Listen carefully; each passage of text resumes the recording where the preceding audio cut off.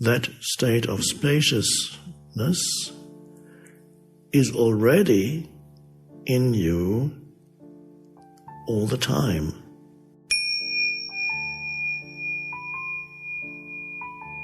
There is an equivalent of dreamless sleep in our ordinary existence, but most people are not aware of that, and that is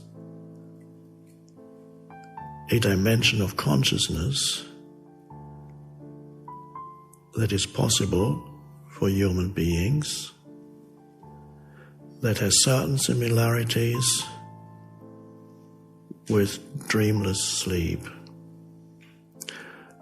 And although spiritual teachers and so on have spoken about it and pointed to it for a long time, thousands of years, it still is not common knowledge that there's a potential in every human being for realizing within him or herself a state of consciousness that is deeper, infinitely deeper than the ordinary state of thinking and doing normal life.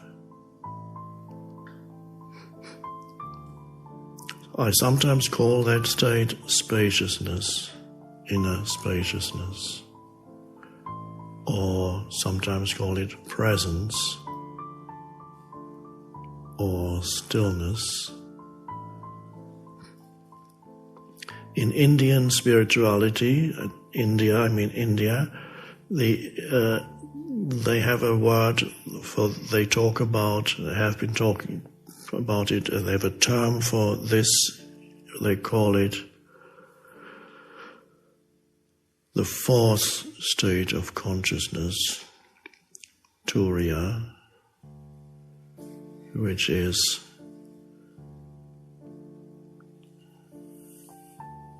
I believe you have dreamless state, dreamless sleep, you have the dream state, you have ordinary wakefulness, and then you have the fourth state, which most humans don't know that it's there for them. They don't know. And that is the greatest, one could almost say, yes, tragedy of a human life is to miss that the possibility that there is in a human life to realize that fourth state of consciousness. There is an assumption by spiritual seekers, even in India, and anybody who hasn't realized it for themselves or even had glimpses of it, there's an assumption that that fourth state is extremely hard to attain, and you need countless years of spiritual practice or countless lifetimes to finally achieve the fourth state of consciousness. And that belief actually prevents you from realizing it within yourself, because that state of spaciousness is already in you all the time.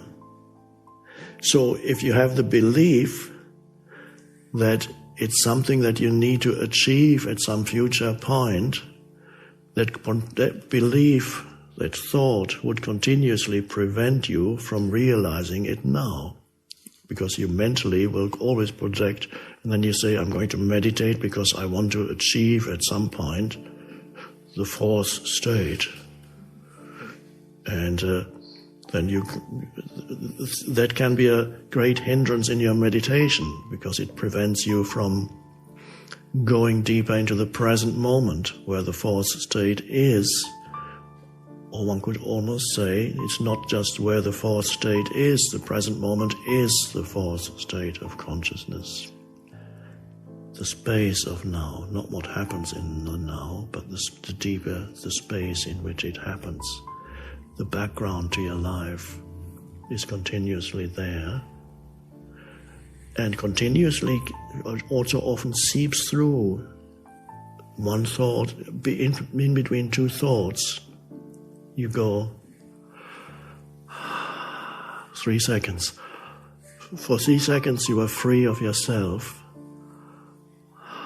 and you might look at something and or whatever it is, or just experience a moment of peace and aliveness.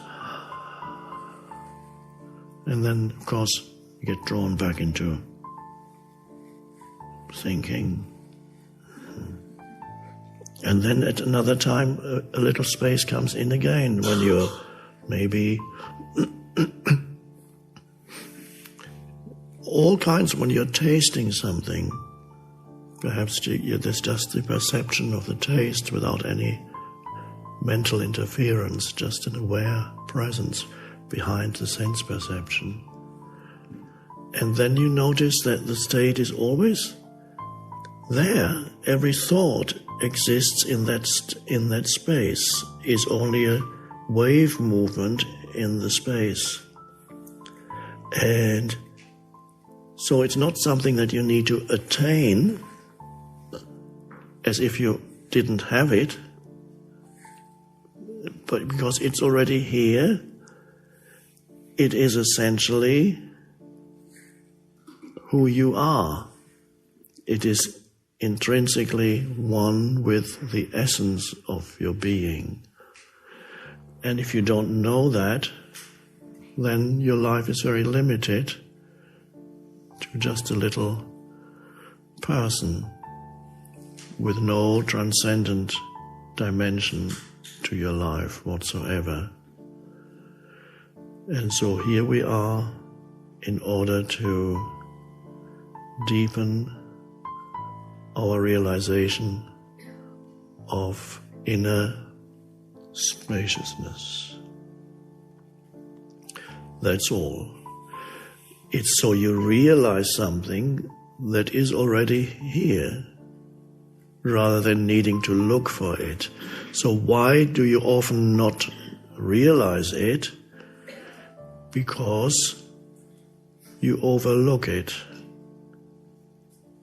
Just like the fish may overlook the fact that the fish is surrounded by water and starts looking for it.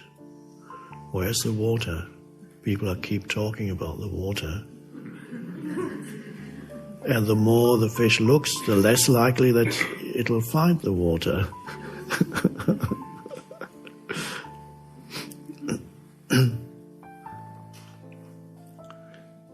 So that spaciousness is something that at first may appear in your life as a glimpse, and at first in many people's lives they don't know that that is spaciousness. They experience it as a heightened aliveness or deeper sense of peace or joy, an absence of problems for a little moment. So they don't know that this is a different dimension of consciousness that has suddenly arisen. They can still confuse it with something else, as I did when the shift happened, and that was a rare thing. In my case, it happened and then kind of stayed. For most people, it's a more gradual thing. It comes gradually, first in glimpses, and then suddenly it's there for a longer period of time, or you go deeper into it, and there's a gradual transformation of consciousness. Might be so gradual you don't even notice it. And when it happened to me, I didn't realize that there was spaciousness. I didn't have the word spaciousness. I didn't know anything about the fourth state of consciousness. I knew nothing about presence or even mindfulness. I didn't realize even that my mind had subsided and become spacious. All I knew is suddenly life is very peaceful. It feels so, this moment feels so good. That's all I knew. And where does this peace come from, I asked. Didn't know. I didn't know it was the depths of who I am. Realizing the depths of who I am was joy and peace. But I didn't have a word for that. I couldn't call it the depths of who I am. I just thought, why am I suddenly so peaceful? And I started keeping a diary which said, I don't know why I suddenly feel so peaceful. I just want to write down my daily experience of peace in case it leaves me, then at least I can remember it. And I wrote, it's still somewhere, I don't know where it is, locked away. I don't need to look at it, but it's interesting that there was no understanding of where did this peace originate? What is this peace?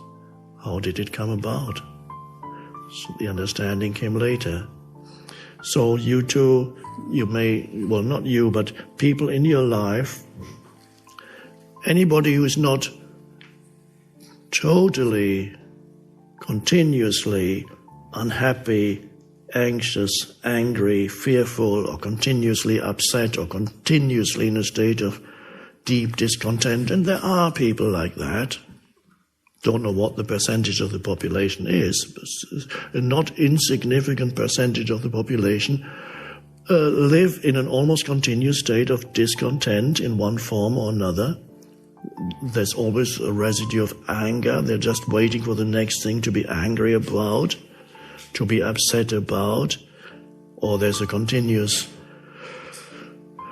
whatever the state is, a certain percentage, yes, or they're totally unhappy and depressed and everything is just dreadful, or they approaching the borderline of what we conventionally call sanity and insanity, and then they step beyond this borderline and then they're declared clinically whatever, insane or what.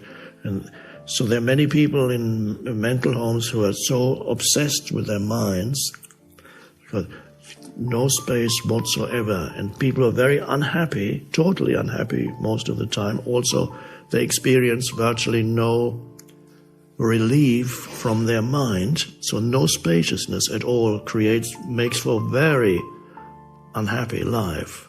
So, and that is the equivalent of somebody who cannot, if that were possible, who cannot go into dreamless sleep. All you ever experience is your dreams, and something prevents you from going into dreamless sleep. That would be awful, and of course you would go insane. The same applies to ordinary wakeful state.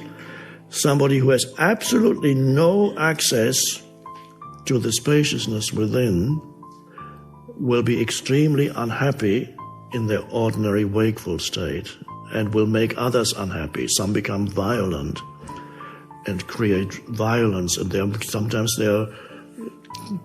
people, of course, violent people are so unconscious and unhappy that they become violent. Often they get attracted to each other, and then you have a group of people, thousands, 100,000, sometimes millions, who are violent, no spaciousness, and then they create what we call genocide and so on. All these things, the most awful things created.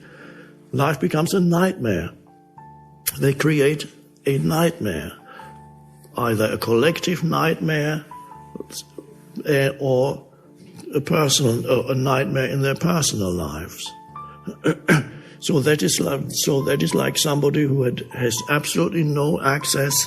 Imagine you could only dream but never reach the dreamless state. You would go insane because you need the dreamless state. Now, in ordinary wakefulness, you also need the spaciousness. And if you have absolutely no spaciousness, you go virtually insane.